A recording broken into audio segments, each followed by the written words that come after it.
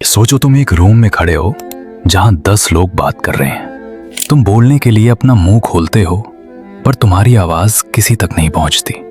लोग तुम्हें देखते हैं पर नोटिस नहीं करते। तुम वहां हो पर फिर भी तुम एक सोशल गोस्ट हो।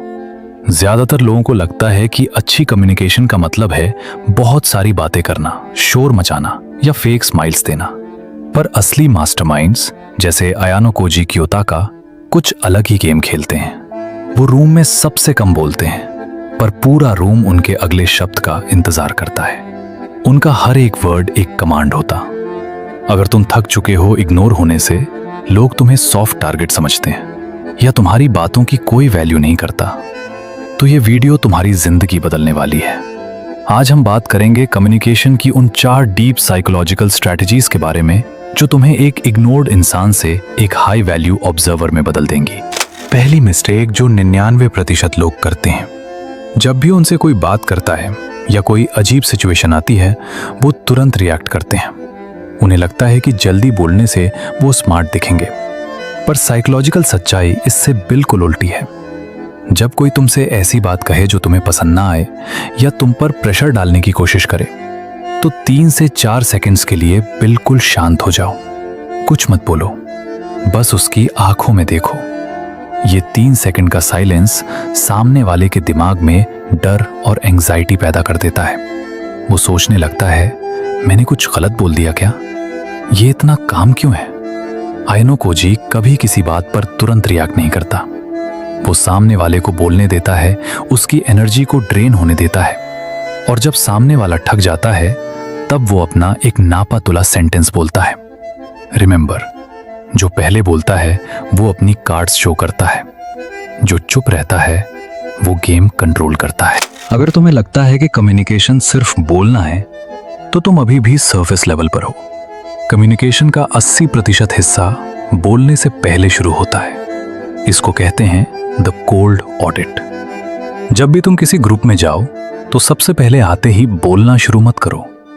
बैक सीट लो, लोगों के बैठने के ढंग को देखो, उनकी आवाज की पिच सुनो और ये ऑब्जर्व करो कि उस ग्रुप में अल्फा कौन बनने की कोशिश कर रहा है और कौन सप्रेस हो रहा है।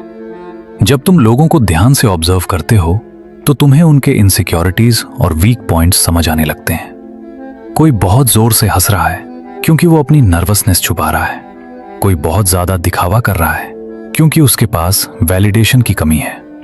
जब तुम्हारे पास ये डेटा होता है तो तुम्हें पता होता है कि किस इंसान से क्या बात करनी है और उसे कैसे हैंडल करना है। एक बार जब तुम्हें उनका पैटर्न समझ आ गया तो तुम्हें वही दोगे जो वो चाहते हैं या फिर वही दोगे जो तुम उनसे निकलवाना चाहते हो। अब आते हैं सबसे बड़ी मिस्टेक पर, तुम्हारी आवाज और तुम्हारा चेहरा। जब तुम नर्वस होते हो तो तुम्हारी बॉडी लैंग्वेज और वोकल कॉर्ड्स तुम्हारा साथ छोड़ देती हैं। तुम्हारी आवाज पतली हो जाती है, स्पीड तेज हो जाती है और हाथ पैर कांपने लगते हैं। इसको ठीक करने का एक ही तरीका है, द जीरो रिएक्शन मास्क।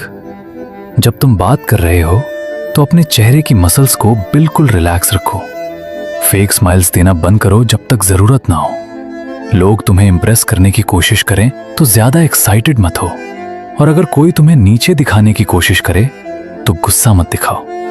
तुम्हारा चेहरा एक ब्लैंक पेपर की तरह होना चाहिए, और आवाज अपनी चेस्ट से बोलो, स्टमक से ब्रेथ लो। वॉइस पिच को फ्लैट और थोड़ा डीप रखो। बातें बहुत आराम से स्लो स्पीड में करो।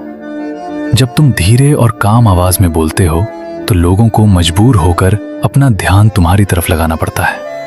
फास्ट बोलने वाले को लोग बच्चा समझते हैं, स्लो और क्लियर बोलने वाले को लोग अथॉरिटी मानते हैं। लो वैल्यू कम्युनिकेटर्स की सबसे बड़ी पहचान क्या है?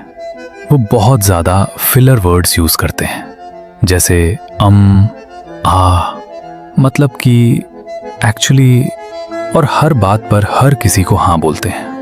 उन्हें लगता है कि सबकी बात से एग्री करने से वो सबके फेवरेट बन जाएंगे। रियलिटी ये है कि जब तुम हर बात पर हाँ बोलते हो तो तुम्हारी हाँ की वैल्यू 0 हो जाती है। अपनी कम्युनिकेशन से सारे फालतू वर्ड्स निकाल दो। अगर तुम्हें किसी चीज के बारे में नहीं पता तो घुमा फिराकर झूठ मत बोलो। सीधा कहो, मुझे इसके बारे में नहीं पता। ये कॉन्फिडेंस दिखाता है। और वैलिडेशन, किसी को तब तक कॉम्प्लीमेंट मत करो जब तक वो उसके काबिल ना हो। जब तुम बहुत कम लोगों की तारीफ करते हो, तो जब तुम सच में किसी को कॉम्प्लीमेंट दोगे तो उनके लिए वो बहुत बड़ी बात बन जाएगी।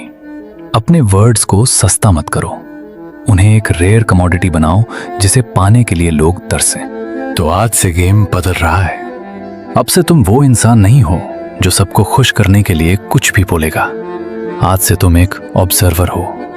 पहले सुनो, ध्यान से देखो, अनकंफर्टेबल साइलेंस से डरना बंद करो, उसे अपना वेपन बनाओ। अपनी वॉइस और एक्सप्रेशंस को कंट्रोल में रखो और अपने वर्ड्स की वैल्यू बढ़ाओ। जब तुम इन रूल्स को रोज प्रैक्टिस करोगे तो तुम देखोगे कि लोगों का तुम्हें देखने का और तुमसे बात करने का तरीका बिल्कुल बदल चुका है। तुम अब इग्नोर्ड नहीं हो, तुम रूम के सबसे पावरफुल कम्युनिकेटर बन चुके हो। अगर दिमाग को स्ट्रांग बनाना है और ऐसी ही साइकोलॉजिकल स्ट्रैटेजी सीखनी है तो कमेंट में लिखो मास्टरमाइंड और सब्सक्राइब करो अभी। मिलते हैं अगली वीडियो में।